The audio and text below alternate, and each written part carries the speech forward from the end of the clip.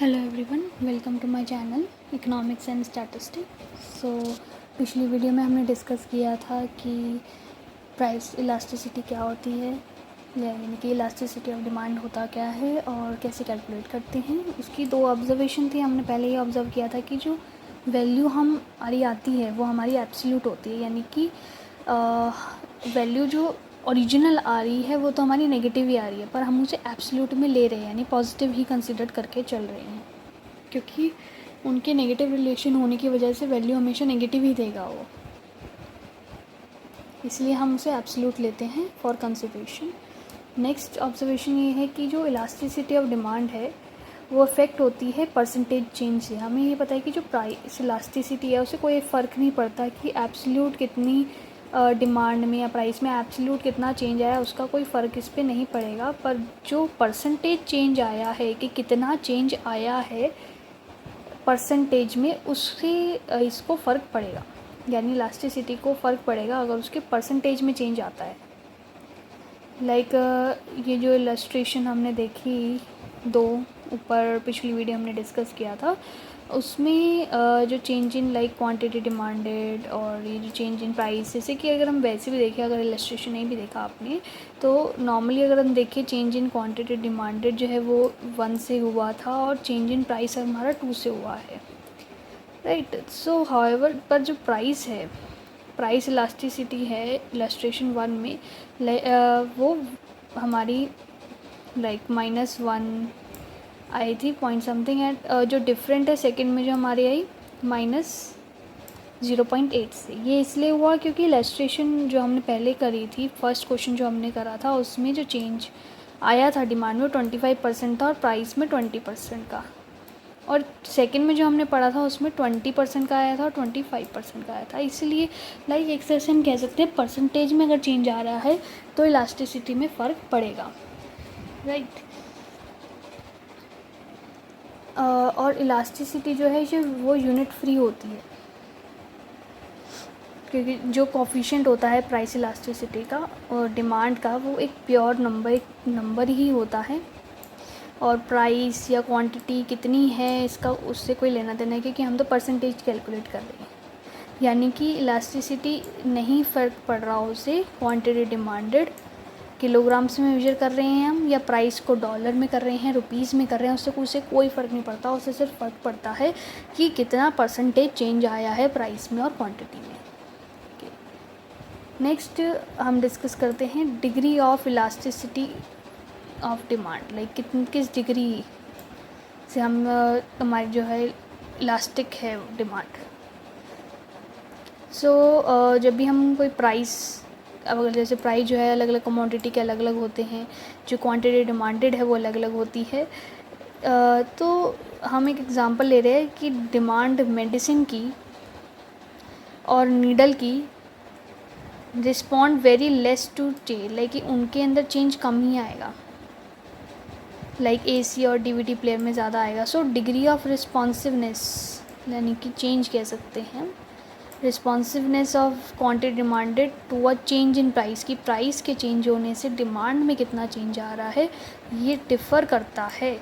कि अगर वो नेसेसिटी है, हमें चाहिए ही चाहिए, अगर मान लो एक शुगर पेशेंट है, मतलब बहुत सारे शुगर पेशेंट्स हैं इंडिया में और वर्ल्ड वाइड भी, तो शुगर पेशेंट यानी डायबिटीज़ है हमें, तो अगर उन्हें वो एक इंसुलिन के इंजेक्शन चाहिए ही चाहिए, वो उसके बिना उन्हें बहुत दिक्कत आ सकती है, तो उसके अगर रेट बढ़ जाएंगे तब भी उन्हें ख़रीदना तो पड़ेगा ही। तो इसीलिए जो इलास्टिसिटी है वो भी डिफ़र करती है अलग अलग। प्राइस इलास्टिसिटी जो डिमांड की होती है उसे हम एक्सप्रेस कर सकते हैं न्यूमेरिकल वैल्यू में, जो 0 से इन्फिनिटी तक जाता है, और उसी के बारे में हम बात करेंगे। लाइक बहुत सारी इलास्टिसिटी की कैसी अलग अलग तरह की इलास्टिक डिमांड होती है, चेंज डिमांड होती है हम कह सकते हैं। एक होती है जिसका प्राइस सेम है पर क्वांटिटी डिमांडेड कम ज़्यादा हो रही है, लाइक इसका प्राइस शेड्यूल में भी हम दे सकते हैं कि प्राइस 30-30-30 ही है हमारा, और डिमांड हमारी कम है, ज़्यादा है, फिर बढ़ गई, तो ऐसे हम देख रहे हैं कि ये चेंज हो रही है। जब इन्फिनाइट डिमांड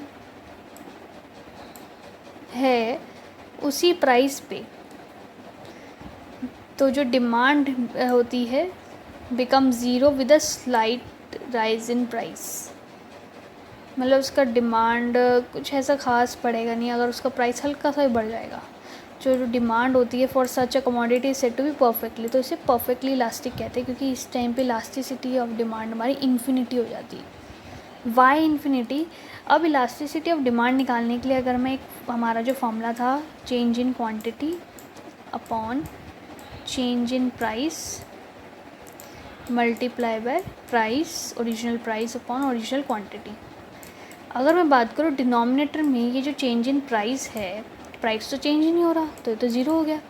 और जब भी कोई किसी भी डिनोमिनेटर में ज़ीरो आ जाता है तो वो इन्फिनिटी बना देता है उसको, इनफाइनाइट, क्योंकि हम उसे कैलकुलेट कर ही नहीं सकते हैं।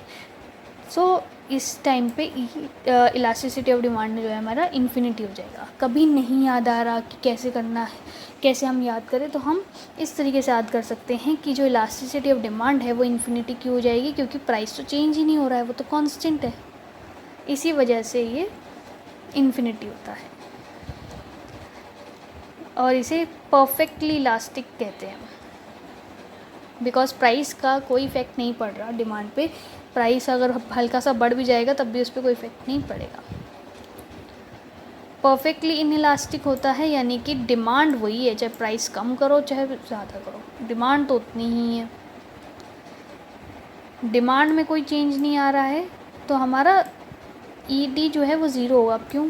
जब हम इसी फॉर्मूले में चेंज इन क्वांटिटी को ज़ीरो पुट कर देते हैं, इसको ज़ीरो पुट कर देंगे अगर हम, तो ज़ीरो से कुछ भी मल्टीप्लाई करो वो ज़ीरो ही होगा और ज़ीरो को कुछ से भी डिवाइड करो ज़ीरो ही रहता है, राइट। तो इसीलिए ये जो है ईडी हमारा ज़ीरो हो जाएगा। परफेक्टली इलास्टिक इन इलास्टिक का मतलब है कि हमारा डिमांड सेम है, इसमें प्राइस ऊपर नीचे हो रहा है, राइट। नेक्स्ट है हमारा highly elastic demand.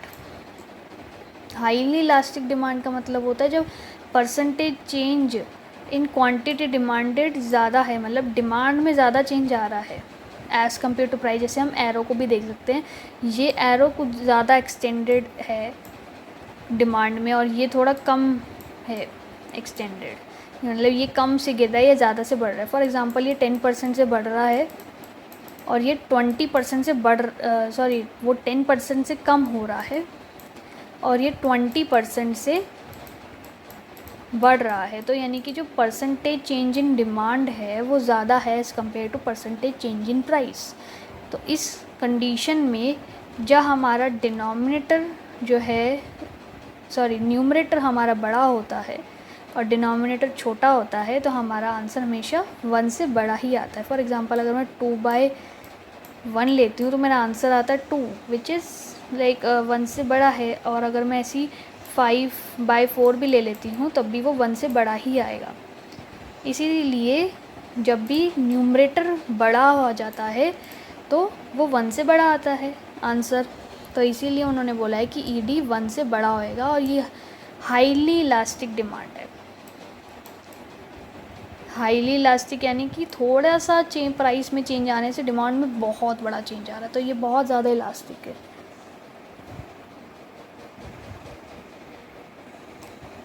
Less elastic होता है कि जब प्राइस में जो चेंज आ रहा है और डिमांड में जो चेंज आ रहा है, डिमांड का चेंज प्राइस के चेंज से कम है।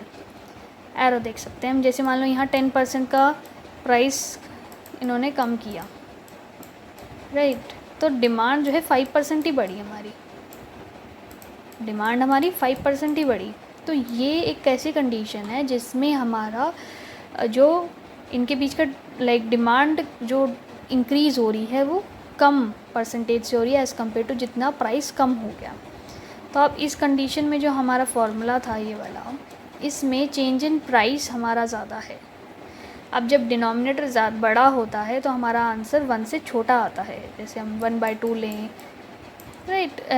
नॉर्मल अगर हम बेसिक मैथ्स का यूज़ करके देखेंगे तब भी हमारा ये हम पता चल सकता है कि वो छोटा ही आएगा, क्योंकि अब डिनोमिनेटर बड़ा आ गया ना, और जब डिनोमिनेटर बड़ा आता है तो 1 से छोटा ही आता है हमारा आंसर, राइट। 0 पॉइंट समथिंग हम जनरल कंसिडर कर रहे हैं, ऐसा नहीं है ज़रूरी ही ऐसा हो, हम एक जनरल कंसिडरेशन कर रहे हैं। कुछ एक्सेप्शनल कभी कभार कुछ ऐसे सोल्यूशंस होते आते हैं, बट हम मेनली जो है ओवरऑल की बात करें तो जनरली ऐसा ही होता है न्यूमरेटर डिनोमिनेटर कंसेप्ट। तो जब अगर कंसिडर करोगे एक फॉर्मूले को और फॉर्मूले के अकॉर्डिंग ही मूव ऑन करोगे तो और इजीली कंसेप्ट समझ आएगा। जैसे कि अगर यहाँ बात करें हम परफेक्टली इलास्टिक में प्राइस नहीं चेंज हो रहा, मतलब ज़ीरो हो गया change in price, denominator zero हो गया, डिनोमिनेटर जब ज़ीरो हो जाता है तो वो पूरे ही फ्रैक्शन को इन्फिनिटी बना देता है। यहाँ पर इन इलास्टिक में डिमांड चेंज नहीं हो रही है, तो चेंज इन क्वांटिटी जो है वो ज़ीरो है, तो अगर न्यूमरेटर ही ज़ीरो आ गया तो सब कुछ ही ज़ीरो हो जाएगा। हाईली इलास्टिक डिमांड में हमने देखा डिमांड का चेंज ज़्यादा एज़ कम्पेयर टू प्राइस का चेंज। अब डिमांड अगर ज़्यादा चेंज होगी, अगर न्यूमरेटर ज़्यादा होगा तो 1 से बड़ा ही आएगा। और लेस इलास्टिक डिमांड में डिमांड कम चेंज हो रही है एज़ कम्पेयर टू प्राइस, तो हमारा न्यू डिनोमिनेटर जो है बड़ा हो गया कि चेंज इन प्राइस ज़्यादा है, इसीलिए 1 से हमारा कम आएगा इलास्टिसिटी ऑफ डिमांड। एक यूनिटरी इलास्टिक डिमांड भी होती है जब percentage change in quantity demanded और percentage change in price same है, यानी कि ये 10% से कम हो रहा है और ये 10% से बढ़ रहा है, सेम ये हमारा होता है यूनिटरी इलास्टिक डिमांड।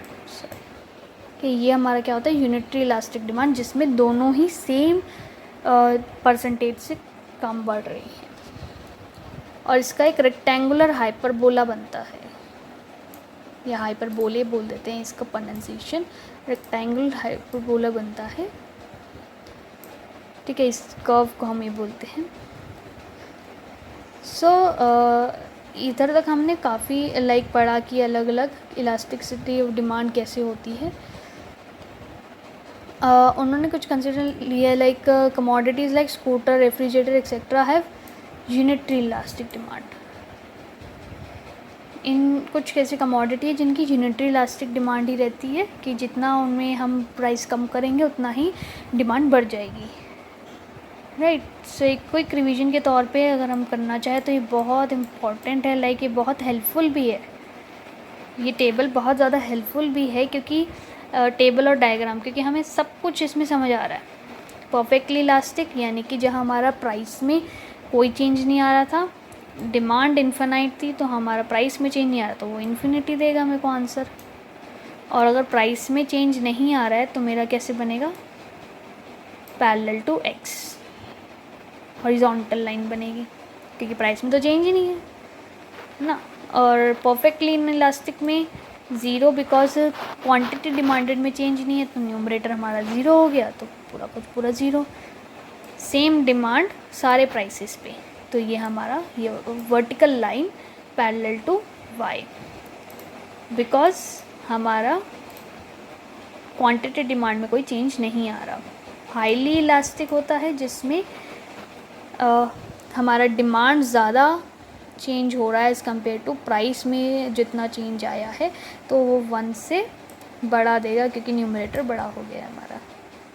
लिखा भी है change in percentage change in demand is more than percentage change in price, तो वो कुछ हमारा इस तरीके से बनेगा, एक्सपेंडेड बनेगा हमारा। और लेस इलास्टिक यानी कि हमारा प्राइस जो है ज़्यादा बढ़ गया, ज़्यादा चेंज हुआ है एज़ कम्पेयर टू डिमांड, तो हमारा लेस देन 1 आ जाएगा, क्योंकि प्राइस ज़्यादा चेंज हो रहा है यानी डिनोमिनेटर बढ़ गया, डिनोमिनेटर बढ़ता है तो हमारा आंसर 1 से छोटा आता है। यूनिटरी इलास्टिक यानी कि दोनों ही सेम है, दोनों सेम है तो कैंसिल आउट होकर 1 ही आ जाएगा, राइट। तो एक हर रेक्टेंगल यहाँ पर लिख सकते हैं, रेक्टेंगुलर हाइपरबोले बनेगा इसका, राइट। सो इधर तक आई होप आपको समझ आ गया होगा। अगर आपकी डाउट है तो आप कमेंट सेक्शन में लिख सकते हैं अपने डाउट्स को, और अगर आपको क्लासरूम पे पूछना है तो वीडियो के डिस्क्रिप्शन पे एक क्लासरूम का लिंक है, आप उसको ज्वाइन करके उसमें भी अपने डाउट्स पूछ सकते हैं, मटेरियल्स वगैरह देख सकते हैं। अगर वीडियो अच्छी लगी है तो प्लीज़ लाइक करें, सब्सक्राइब करें और शेयर करें अपने फ्रेंड्स के साथ। Thank you everyone.